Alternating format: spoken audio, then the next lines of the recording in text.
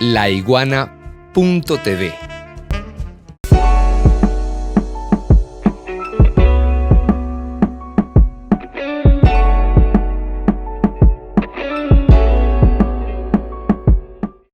Porque es que además tú ves los resultados. Lula gana con un poco más de 2 millones de votos de diferencia. Bolsonaro saca casi 40 millones de votos.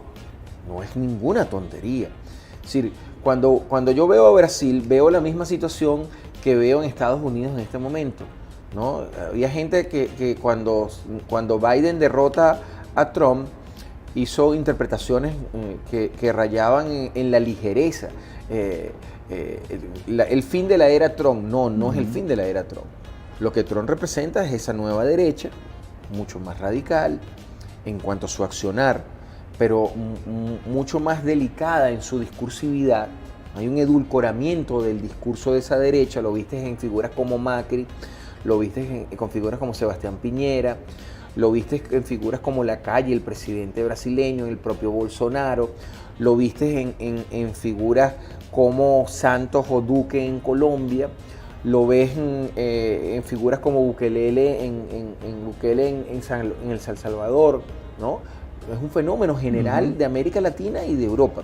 Yo por eso creo mucho, y es una deformación profesional, en el análisis histórico comparado, ¿no? Porque a veces las interpretaciones que se hacen sobre procesos se ven como mirándose el ombligo y no tienen la posibilidad de ver lo que está sucediendo en otros paralelismos, que al final no son casualidades, sino que tiene que ver con unas matrices que están siendo sembradas. Y en este caso, insisto, tienen el componente religioso. Entonces, sin lugar a dudas, coincido contigo que este periodo de Lula va a ser sumamente difícil, pero ya se había anunciado. Yo recuerdo a un alto mando militar señalando que no era posible dejar que Lula asumiera, que era una irresponsabilidad, alguien que había sido juzgado, que no representaba al pueblo brasileño blanco, sino que le daba voz a estos excluidos, a estos afrodescendientes brasileños que hablaban así despectivamente de ellos. Entonces es un fenómeno general. Un fenómeno que te hace recordar a ti y a los que nos ven cuando aquí en algún momento las sordas chavistas. Yo, por ejemplo, que soy profesor universitario, yo tengo 30 años de profesor universitario, yo comencé a dar clase a los 23 años. Y la universidad a mí me formó realmente. Yo hice mi maestría en historia, después hice mi doctorado en ciencia política, después hice una maestría en historia de América Latina y un doctorado en historia de América Latina y un postdoctorado en filosofía política. Y yo tenía amigos, profesores, que cada vez que había una coyuntura me decía, ¿cómo un tipo tan inteligente como tú puedes ser chavista? Y le digo, o sea, que yo tengo que ser bruto entonces. O sea, ser chavista es ser bruto. Son esas visiones xenofóbicas, de segregación, que se van construyendo y que son característicos del discurso de la nueva derecha, ¿no? Y ese fenómeno debe ser visto con mucho cuidado. Porque además, fíjate que es un fenómeno que se da con otro fenómeno, que es el segundo ciclo del progresismo. Este segundo ciclo del progresismo tiene, a mi modo de ver, dos elementos que son suspicaces.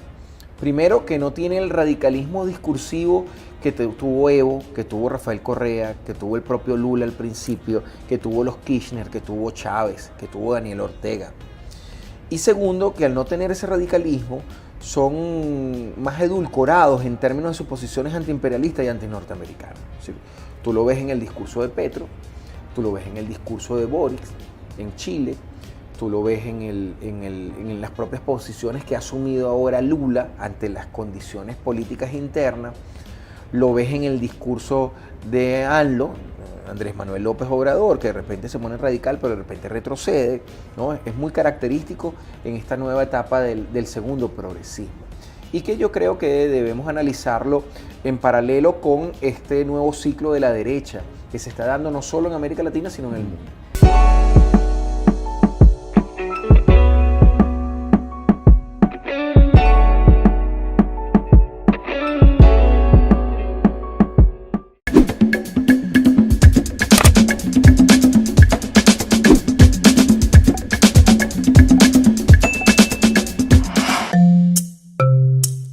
laiguana.tv. La verdad hecha tendencia.